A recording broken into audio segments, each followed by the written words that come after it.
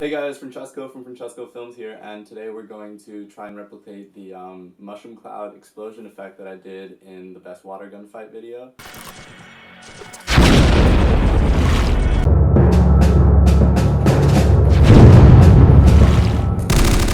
Basically, the idea is we're going to make an explosion completely with water and make it look like it has sort of a mushroom cloud using an attractor. And the entire thing is going to be using the new Realflow Cinema 4D plugin. It's a new version of Realflow that works completely in Cinema 4D, and I've been using Realflow before. I used it in my avatar video, and I have to say that having a built-in plugin in Cinema 4D is really helpful. It's so much easier than having to go back and forth between two programs. Even though I will say that this plugin is at an early stage, and the standalone Realflow app is more powerful at this stage. But I mean, Next Limit will develop it further, and the plugin is eventually going to get at the level that the Realflow standalone app is at. So without further ado, let's turn around and jump into our Cinema 4D file. Alright, so here we are inside of Cinema 4D. I have a background layer with an animated texture on it, which has our footage. What I want to do is create an explosion back here with Realflow for Cinema 4D, the plugin. So I'm actually going to press move my camera around, and I'm in my camera right now. You know that because I have this little icon as white. I'm gonna just kind of move around my camera, and I'm just gonna try to align this origin. Oh, I was almost there. I actually have to move back a lot. Okay, I'm gonna try to align this origin up with where I want my explosion to be. So that is fine. I'm gonna recreate this here geometry that you see, the dirt here, this little flat dirt, and then this kind of fall off here. I'm gonna recreate that using a cube. It's not gonna be very realistic, but I'm going to just move this cube into place. I can scale this down this way. Okay, just kind of eyeball it, move it into place. It does not have to be exact at all. I'm not going for exact. This isn't even a 90-degree angle, but it'll look fine. Oh, I need to scale this back up now. And move it down. And I'll even scale it up like that. And like that, but then I have to move it this way. Okay. And then if I right click cube, go to Realflow tags, collider, and then I go into the properties, you'll see that collision is enabled, but it's got a collision distance of 1. I'm just going to put 0.1 so that the collision distance is a lot smaller, especially because I'm working with such a small scale with my explosion, at least initially, because I'm going to have a very small little sphere which emits particles and creates the mushroom cloud. So my collision distance is 1, so that's all set up. I'm happy with that. I'm going to hide that. It'll still interact with everything, we just don't have to see that giant gray monstrosity there. One more thing, I'm just going to scale this up just to be safe. It doesn't really matter, and I'm going to move it this way. Okay. Alright, let's hide this. Now I'm going to go to Realflow scene. So I just created a scene in Realflow which has these 4 kind of folders, or little sub, yeah, they're pretty much folders in Cinema 4D. One's meshers, emitters, fluids, Daemons. And here you have all your controls basically that you had in the standalone Realflow app built into Realflow. I'm gonna go into scene display and just check off this display icon. You see this little yellow icon there. It serves no purpose. It's just kind of, I don't like it. Just shows you that Realflow is there, and I'd rather not see that. It's fine. And so first place we're gonna start, of course we need a fluid, but you'll see I'm gonna go into Realflow. We're gonna create an emitter, emitters, and just create a sphere emitter, and you'll see a fluid's automatically created. Now this emitter starts with a width of 100. I'm gonna change that to 3, which is realistic there for the size of the explosion, of course. And I'm going to start with a fill sphere, so the sphere is filled at the beginning. I'm going to go into fluid and just kind of jack up the resolution, because you'll find that when your object is so small, mine has a width of 3, you really do need to increase the resolution a lot. And we can actually see how this resolution is affecting the amount of particles in the sphere in real time. I'm going to actually hide the background, jump out of the camera, and zoom into my lovely sphere. Okay. And I don't know if you could see this. This is how you know the resolution is too small or too little, because you could see these little particles every here and there, but there's not nearly enough. So I'm going to add a 0. It should update. Add another 0. And if you want it to update, it every time your cursor goes back to position 0, it'll kind of like reshow it. So you see that there's too much space in between the particles for my likings. But now, while we're setting up the simulation, I'm going to keep it here. This is too little for me. It looks really high, but because the emitter is so small, like I said before, I mean, right now there's only 3,000 particles. That's very small. Most computers can handle that. I don't have a very powerful computer. It's about 4 years old, but I can handle this pretty quickly. If I hit F8, or if I hit this button right here, play forwards, shortcut, of course, is F8, you'll be able to play through, and that was a bit quick, so I'm going to jump to the beginning again. To jump to the beginning, you can hit Shift F. That is the shortcut for that. Oh, I'm too zoomed in, that's why. Okay, now if I play it, F8, yeah, you see it just explodes. And that's good. That's a good start. That's what we want. You can also see F8, and if I hit F8 to stop it, and if I jump into my camera, you'll see it's interacting with that cube that we put in earlier, and it's interacting quite well. I'm happy with that. Show the background, and yeah, you can. It looks like it's interacting with the actual dirt and the actual little mound there. So that's great. Let's hide this again. Come out of our camera. Zoom back in. Okay, so I'm going to run down the basics right now of Realflow for Cinema 4D, how it works, how it's different than Realflow standalone, and then I'm going to go in and try to create the mushroom cloud. So I'm going to go into, say this is our final, whoops, what happened to it? Okay, Shift F. First of all, okay, I'm going to show you the shortcuts that I use most often, and how the playback actually works here with the timeline in Cinema 4D. So if I'm on a random, say I'm on frame 28, it's not actually going to show anything. You could see this, but there's no particles yet, okay? Because basically the way it simulates is it goes from the first frame, and then each of the next, if you keep as long as you keep stepping forward by 1 frame, it'll simulate that frame for you and show you real time what it looks like. And that works the same if you have a mesher applied, which I'll talk about in a bit. So basically, if you step forward by 1 frame, which is this one, and the shortcut for this is G, and if you want to go back 1 frame, the shortcut is F. Those are next to each other on the keyboard, so it's easy to remember that. So if you keep hitting G, it'll just keep simulating these. And of course, if you hit F8, it'll just play it back. Keep in mind, okay, never mind, yeah. So that's how you play it back. Another a thing about that is if I hit G a bunch of times and I'm at frame 9 and it's working, you see what it looks like at frame 9, it's very realistic and everything. If I want to hit F or go back 1 frame, it doesn't have any cache. It doesn't remember what frame 8 looked like. So I'm going to do that. It's just empty. So basically the only way you can preview it through the timeline like this is if you just skip forward 1 frame at a time, or of course if you hit F8 and just play it back. If you want to be able to scrub forward and backwards, of course you have to go to Scene, Cache, and you have to create your own cache. Now I set this up because I have a Windows computer. In here I just set this up to, oh no, I haven't set this up. I'm going to hit these 3 dots, and I'm actually going to put in this hard drive. It doesn't really matter because I know it's here and I'll delete it later. I've actually done this already. If I go to wherever I want it, just make sure I have a folder. I named it RF cache, so I know what it is, nice and labeled.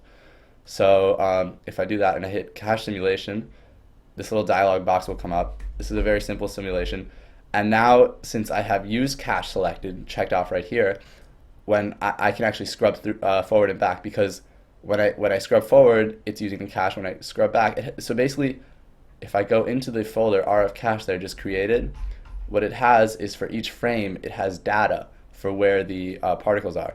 So when I jump into frame 4, it looks at this little file in the folder, fluid 4.rpc, and it knows. So I can freely go jump forward and back however I want, like this, if I have cache. So if I uncheck use cache, I'm back. It's not, my cache is still there, but I'm not using it. So I'm just gonna select it, so I'm using it. Okay, great. So yeah, I'm gonna uncheck it again. We'll go to, so for the rest of this, I'm not gonna use cache for like a bit. So say this is your final thing. You like this. You want to start meshing this. Okay, you can go to Realflow Mesher, and that'll create a brand new type of thing. It's called a mesher. It seems a little bit easier than Realflow standalone edition. But basically you go into the mesh here, and I'm gonna zoom in a bit. Okay, that's fine. And I'm going to, so basically well, first of all, it is linked with this fluid, and this fluid is in turn linked with this emitter. So basically there's a little bridge from the mesher to the fluid to the emitter, so they're all connected. And this is created by itself. You don't really have to go in and change this yourself. Basically, if you're just starting out, you never have to worry about this. Everything's going to be connected with the first emitter and the first fluid that you create. And I've never even done anything with more emitters than one, and more meshers and more fluids than one. But I'm sure when you get that advanced, you'll figure out how to kind of link them up. It's really not that hard. You can kind of just like drag them down. Of course, that's not even right. But you can, if you had another fluid, I would just drag it in here, and you'd have this mesher connected to two fluids. Anyway, there's the first thing here. These first two parameters, if you know anything about Realflow, or if you've used Realflow before, these are the two parameters that you kind of have to like, they work hand in hand, okay? They affect each other a lot, and these two parameters are the kind of the secret to creating a good mesh. Resolution kind of is the, so if I build this mesh right here, you see these little lines here? That is the resolution, and right now it's really low. There's very large little thingies. This doesn't look like water or anything, but I'm just trying to show you what a resolution is. So if I bump this up to high, click build mesh, you'll see they're much smaller, these little things. I'll put this back to low. And then in turn, I'll build a mesh right here. The radius is, can I get rid of this mesh? Yeah, I can. Okay, oh no, it's building why is it building? My mesh. That's weird, do I have my cache? No, I'm not using cache. I don't know why it's building my mesh. Okay, well I guess it builds the mesh with your particles. Anyway,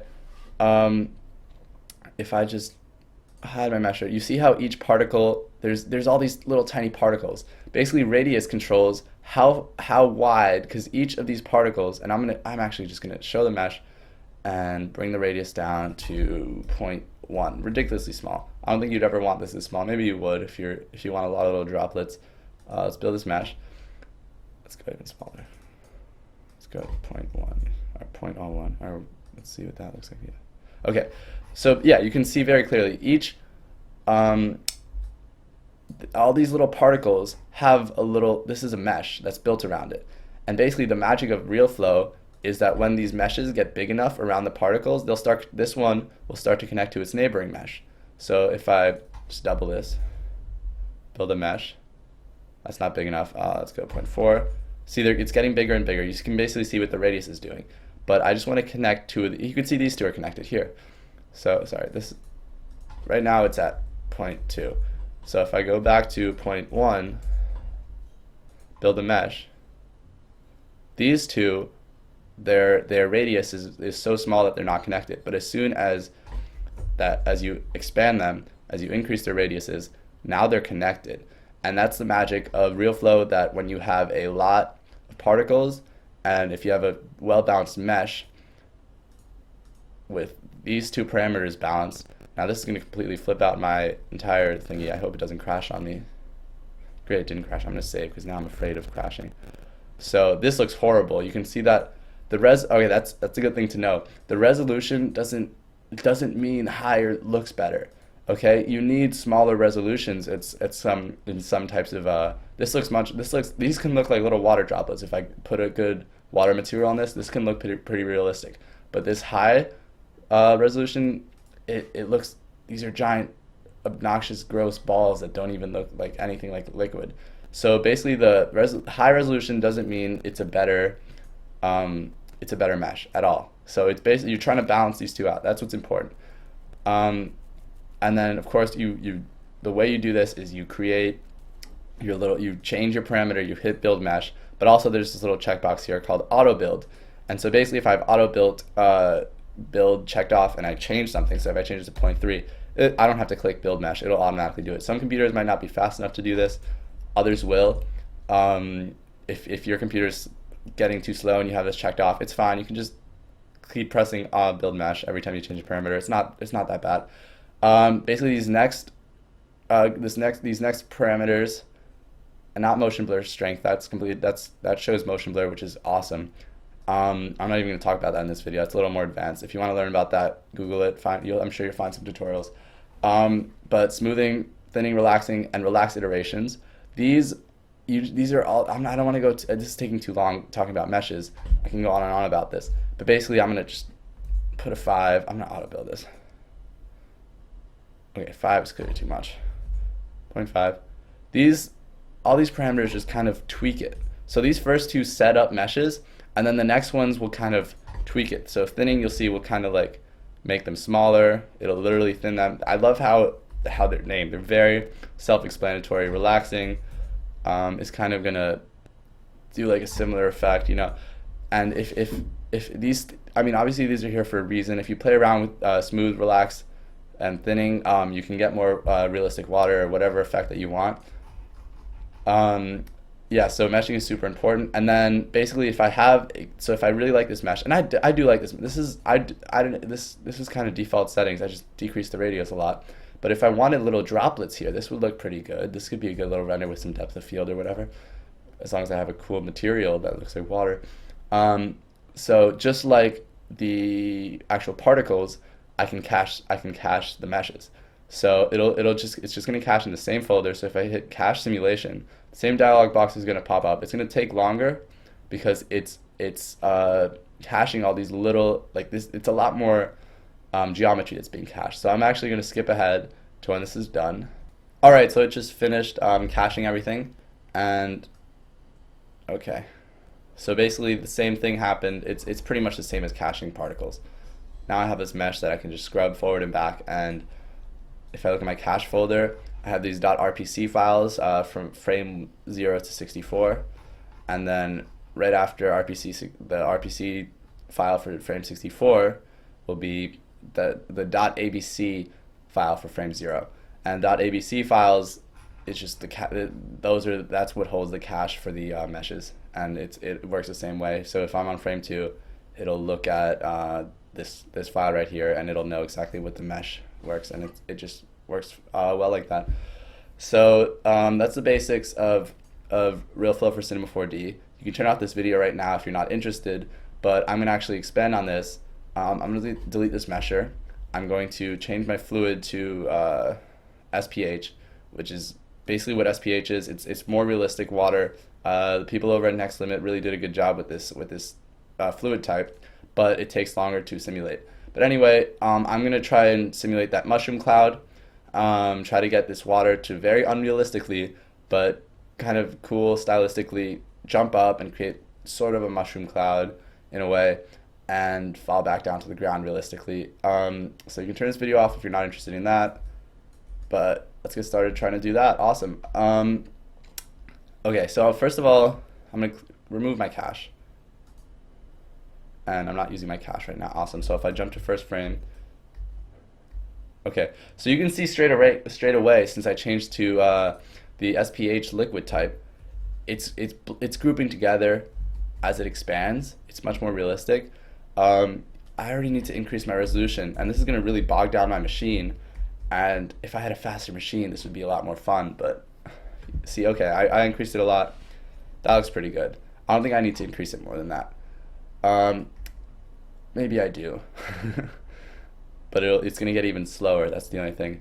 But I want to show you if I jump into this view, I got this cool explosion. It looks alright. If I mesh this well, and if I put a nice material on it and put an HDR image on it and everything, it'll look fine and everything. But what I want to do is actually create a Daemon that attracts the entire thing up, or attracts a bunch of the particles up. and then kind of lets them like expand up here, and then fall back to the ground. And I also need to add a Daemon for gravity, of course. So after it's attracted, it'll hit like the pull of the gravity downwards will kind of overcome the pull upwards from the attractor. And this will all make sense when we go into it in just a bit. But the gravity will kind of make it splash back to the ground. And then another Daemon that I'm going to use is a K. What is it? K age. K age, which kills the particles once they've gotten old enough. So after a certain amount of times, it'll kill the particles. And I'm going to introduce a random. So at a certain time, when they start to hit the ground, I don't want them to just sit there because that's kind of boring and it'll take up rendering time and be all hard on my computer and whatnot. So I'm going to kill as soon as they hit the ground, and with a little bit of randomness, they're just going to start to disappear, these little particles. So okay, let's first of all, let's say you bring in a Daemon. We're gonna bring in the gravity one, and 99.999% of the time that I use gravity, where is it? I do not change the strength, because the strength is by default the strength of gravity on Earth. So if I can't even play this back. You know what I'm gonna do? I'm going to decrease this now so that I can get that might be too much, but so I can get better playbacks. You know? Okay. So it'll play back faster. Shift F, G, G, G, G. Okay, so now you can see with the gravity, it gets pushed out. It has an initial velocity of 200 centimeters, sorry, and then it's just gonna fall to gravity. Oh, I'm going too fast. Let's just hit F8. Fine. So I hit F8. Let's let it play. It's expanding. It's expanding. Just want to make sure my gravity Daemon is working before I go on to the attractor Daemon. Is it working? What's taking so long? Huh. Maybe. Okay. Let's see what's wrong. Shift F. So it is affecting the fluid. Oh, my strength got. Okay. I didn't even change that. That's crazy. Okay. So I'm gonna right click my strength and click reset to default. I don't know why that changed to 0. So it should be at 981. Okay, so I'm glad I played that back to make sure that there were no errors, and there was an error. So now you can see, yeah, it falls down, and of course it's not going to stop here because we only have a little cube that it interacts with. But I can see that the gravity works, and I'm not even worried about it falling down because when I pull it up and everything, it's not even going to do that.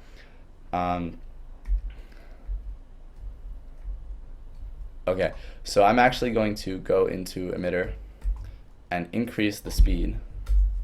Oops, 300. Press G a bunch of times. Let's increase it more. Let's go for 600. Let's double it. Okay, let's see how that works. Okay. All right, that's cool. Let's bring it down to 500.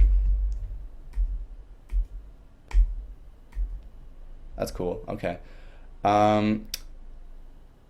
Now I'm gonna add a keyframe here, frame 4. Go forward one more by pressing G.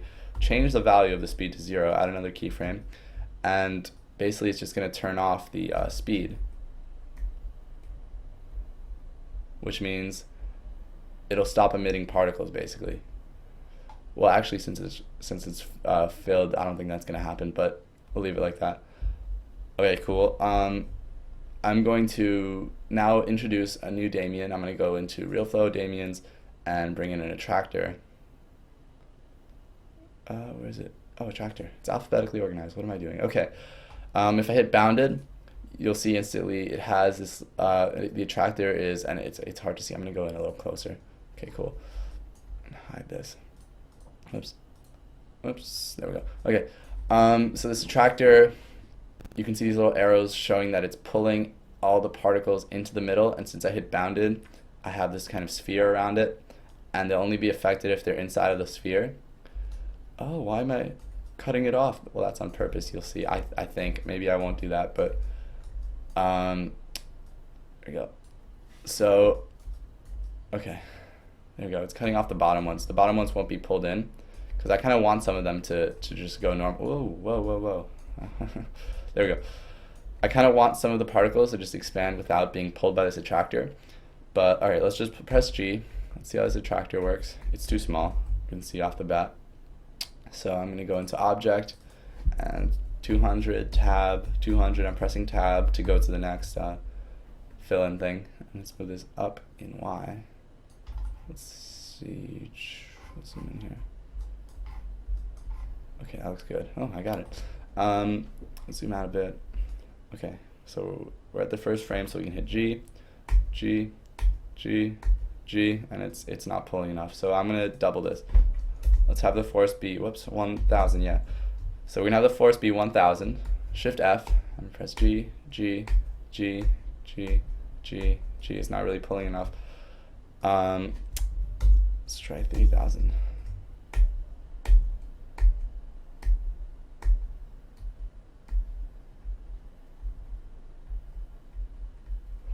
Okay.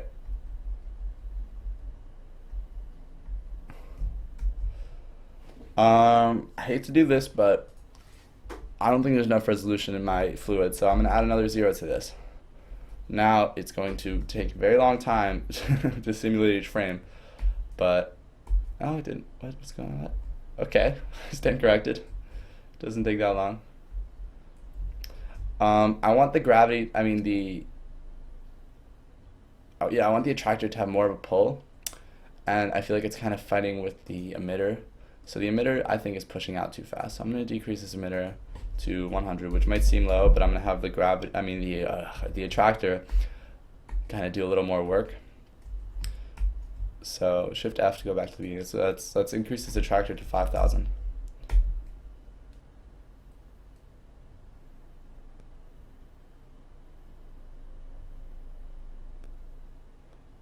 And that's strange. I just hit G and nothing. Shift F to go back to the beginning. G. There we go. That was odd. I don't know why that didn't. Okay. These particles are really being lost at the bottom, so I'm gonna lower this down. Let's make this bigger.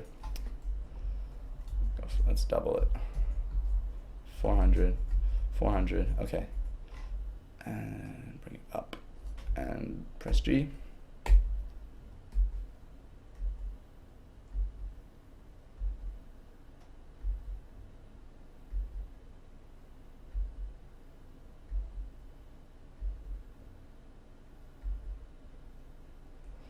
Okay, so they're being attracted into the middle here, but I don't like the way that they are. So I'm going to try to pick up the particles that jump up. Just by being all funky up with the fall off.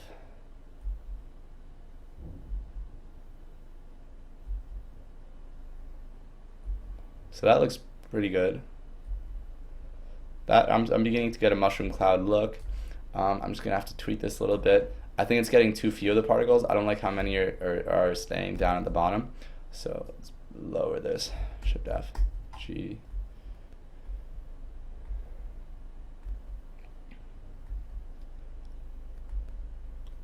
Bring it down even more, even further. Well, that might be too much. Okay.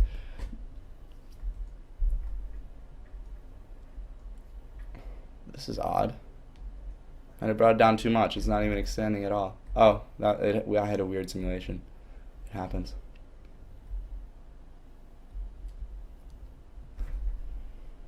Okay, what I actually want to do is move over just a bit so that it doesn't look weird. My cube. Okay, let's show the cube. So I see what I'm doing. Just move it over just a bit. There we go. Okay. Alright, make it a little harder for the water to kind of fall off it. Hide it again. Oh, I did not hide it. Hide it again. Shift F. And you see there's a lot of trial and error. Just trying to get this to work well. Okay, I like how it's interacting with the cube a lot more. I could have just moved the entire emitter over instead of moving the cube. So that looks pretty good. I'm going to try and increase the resolution here. Save my project so that if I quit, I don't have to redo all this stuff. And I'm hitting F8. See how this looks.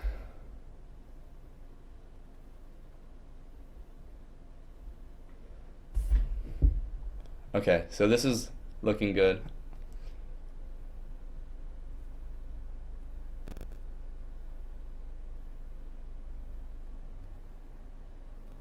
Alright, then it gets a little funky there. So that's not what we want. I'm gonna hit F8, let's stop watching that.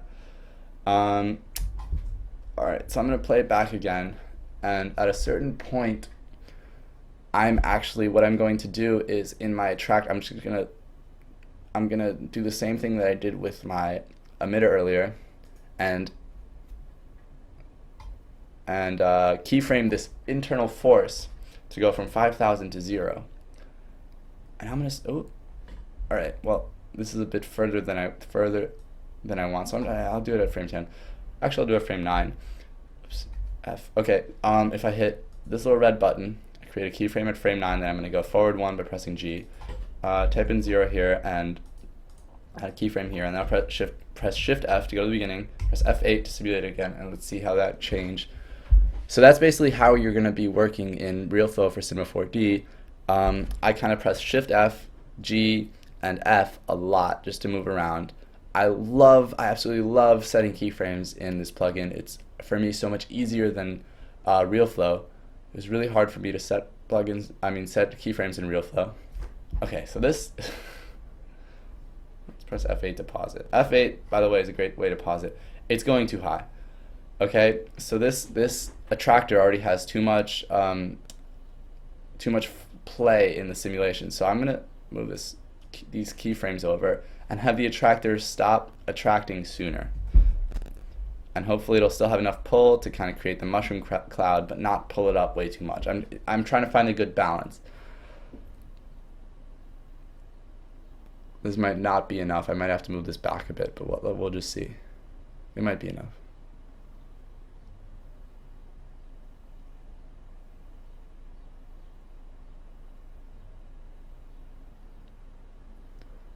That actually looks very good. I like it. It's very big. What I'm gonna do is I'm gonna cache it so that I can kind of play through it. So I find that I like to play through in my timeline a lot, but at some point I do like to cache it when it starts to get too slow to hit G and F, to get through it quickly. And this isn't really being that slow, and I might. Actually, I said I was gonna cache it, but let's not cache it. I'm gonna decrease my resolution. Let's try, what is this? Where are my commas? 400,000.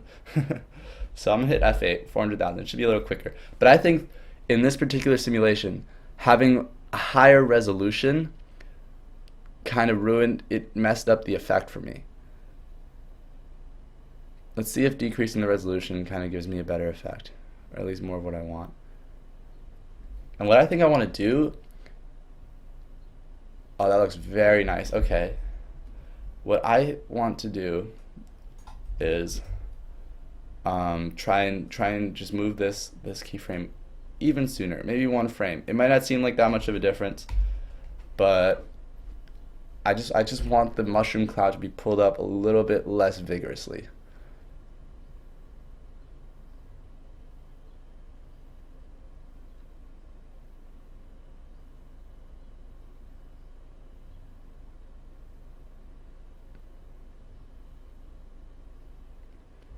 And that looks fine.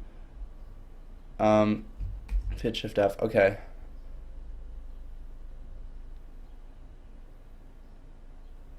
I kind of don't like how the. What did I do? Okay, great. So okay, now I'm gonna go in and cache simulation so that I can kind of scrub through it more easily and talk about it more and kind of fine tune it more. Alright, so now the cache has been built, so now I can scrub easily through it. And another reason I did this is because I actually want to jump into the camera view and see what it looks like.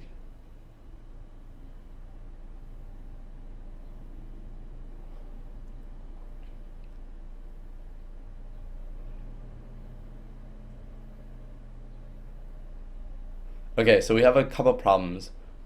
We can see. I like how the mushroom cloud looks. I think that if you look at an actual mushroom cloud, I want the actual cloud part of it, the top part of it, to dissipate, sort of in the air, and at the same time, I'm gonna do add another Daemon called a K volume, which will kind of, oh, I know what I'm gonna do. Never mind.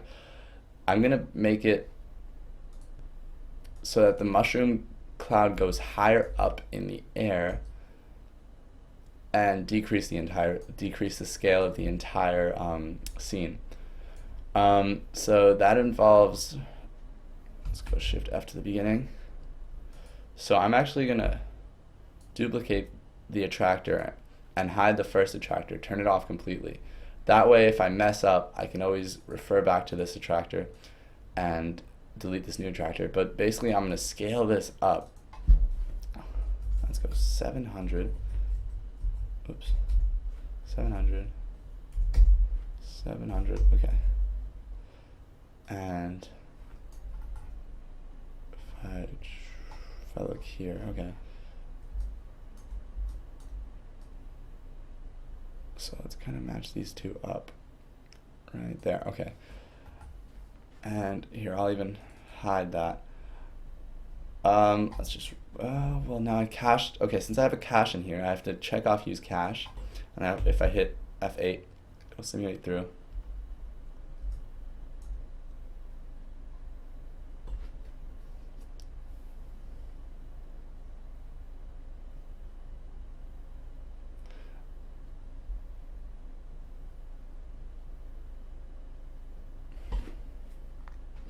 Now I may have to alter my attraction amount because it didn't get quite up there. So I'm going to increase my force. First of all, I'm going to move these keyframes back just a good amount. Then I'll go here and my attractor, I'm going to increase. Oh, I can't increase my force. That's the maximum force, isn't it? Yeah. So hopefully just moving this back will kind of create a better effect. And I hit Shift F. I'm actually going to cache my simulation. There we go. Okay, so the cache has been completed. So we can kind of scrub through it now and check it out. And you bring it down.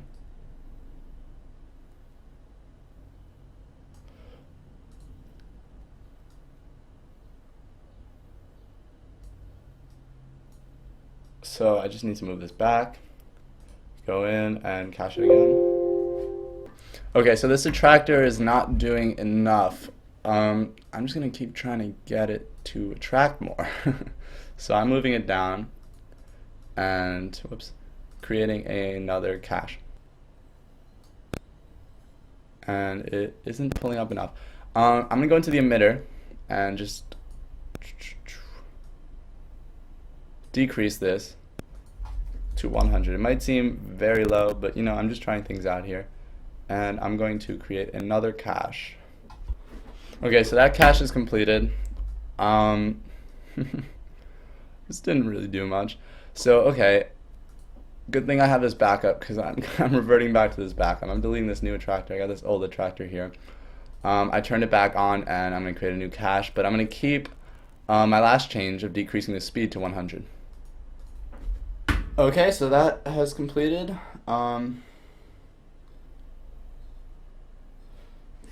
Alright, I think this is getting a lot closer to what I want to see.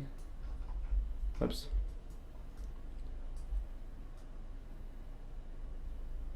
Something like that, yeah. That's good. I'm gonna bring this up a tad. Oh, I have my entire scene selected and I was about to bring up my entire scene.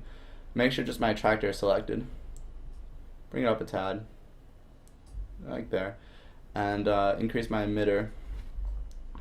We'll do 250. Oops, 250. Oh, not there. Let's go here. Bring it up to 250. 250. And hit speed. And get that keyframed up and cache it. And we're getting something like this. Now I'm going to play around. Let's just see if, oops, if I bring these keyframes more forward, what that does. And I'm noticing that I don't have enough particles, so I'm going to go into my fluid and maybe change this 4 to a 6 and hit cache. So that cache is finished, and another little tweak, it's if I play through this, it holds for too long. So I'm going to bring those keyframes, where are they? Bring them forward a bit. Alright, so let's see. There we go. That's looking a lot more how it did. Now it holds a little too much, so I'm going to just tweak that back just a bit more. But I'm starting to like what I'm getting. Okay, so now we'll cache that out. Okay, so that's a good mushroom cloud there. There we go. So one more thing I'm going to try is, let's just save this here. Let's just increase this. Let's put a 7. And let's see how that looks. So I'm going to cache this. Okay, so that cache has been cached. Yeah, that looks fine. I like it. Let's look at it in the grand scheme of things. Boom. Now one thing I'm going to need to do... Oh, what's going on there?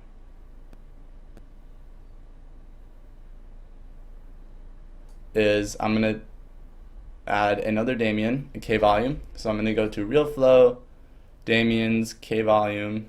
There we go. Oh, not a K-volume, sorry. Realflow, Daemons, cage, K-age. And so this life value is in seconds.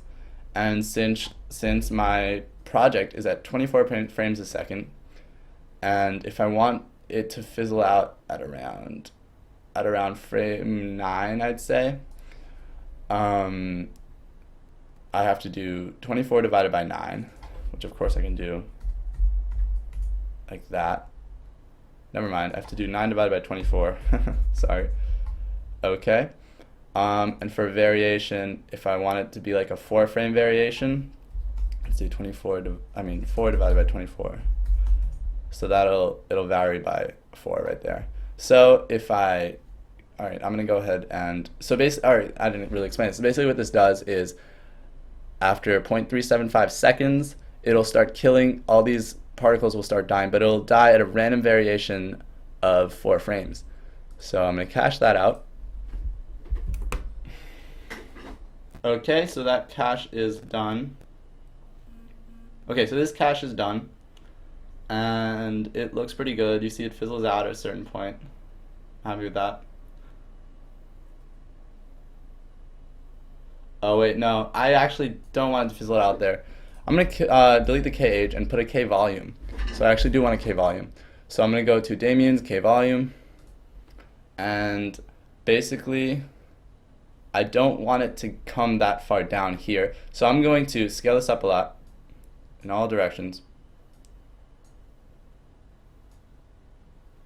And I'm going to go into this view, zoom out, and move this up. So the way K-volume works is this red cube, particles that fall outside of the red cube will get deleted. So just kind of make it encompass everything in the explosion, but when they get down there, they get deleted. And then, okay, so basically as soon as the particles leave this little box or cube, they will be destroyed or killed. Oh, they'll be killed. And then I do want to bring in a K-age. So I'm going to go to Realflow. Wait, no, first, let's just cache this out. Cache simulation. Okay, so that cache is done. And we'll play it back. Awesome. And it falls down. All right, that looks really great. So there's some particles going off to the left. So I'm going to adjust my K volume box to kind of kill those. So right. I can't really tell, so I'm just going to put it there and cache it and see what that looks like. Okay, so that cached out.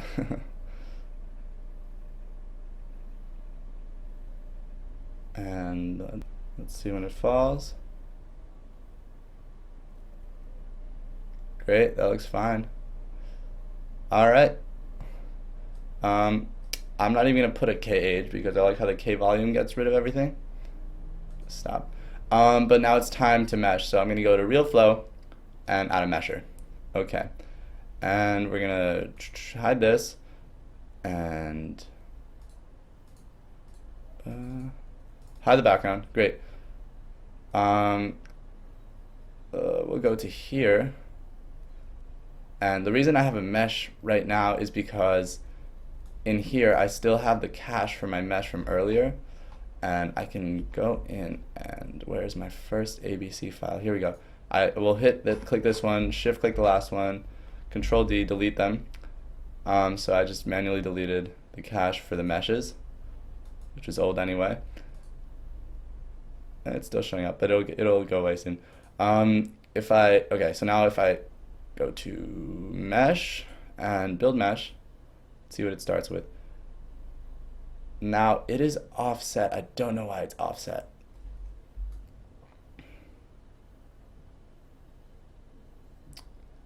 Really is strange. Okay, move it back into place. Let's decrease my radius and build a mesh. Let's increase my radius, build a mesh, and let's try to put this on high and see how that affects it. Okay, I actually want to leave this on low. Let's see what low medium looks like. No, I'm going to leave this on low. Build a mesh, okay. So that's what it looks like right now. I'm going to turn off the mesher and go to fluids and increase my resolution.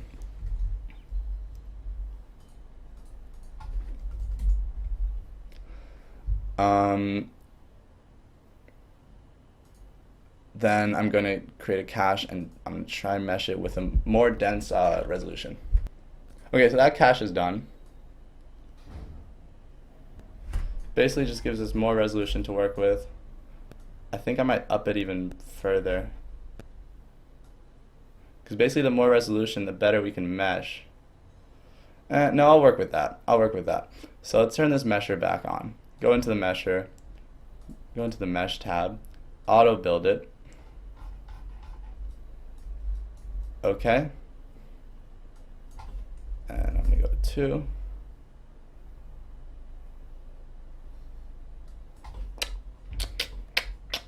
Let's try 1.5. And you're gonna see me just playing around with it a lot, trying different things. Let's see what 3 looks like. Go back to 2. I like 2. Okay. So I'm going to create a new material, turn the color off, go to transparency, turn on transparency, change the refraction preset to water.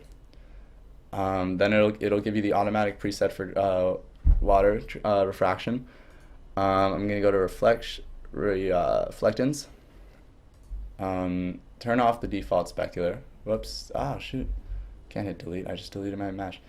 Let's go to layers and remove my default specular. So I'm gonna add a Beckman, and then I'm gonna go to layer Fresnel and change it to a dialectic, and then use the water preset. That'll create a nice little reflection that'll mimic water. I'm also going to add a layer mask and just get a little bit of a bump. So I'm going to add a noise and I'm going to scale it up a lot. So wait, no, let's go up. Where is it? Oh yeah, let's go into noise, and we're gonna global scale. Let's go like 1,000. Okay. Okay, and I'm actually going to go to displacement and add a noise here. Where is noise? There we go. Found it. And yeah, you can see it's much too spiky. So I'm going to scale this up to 1002. Okay, then I'm gonna go back up, and I'm gonna just decrease the strength to 10.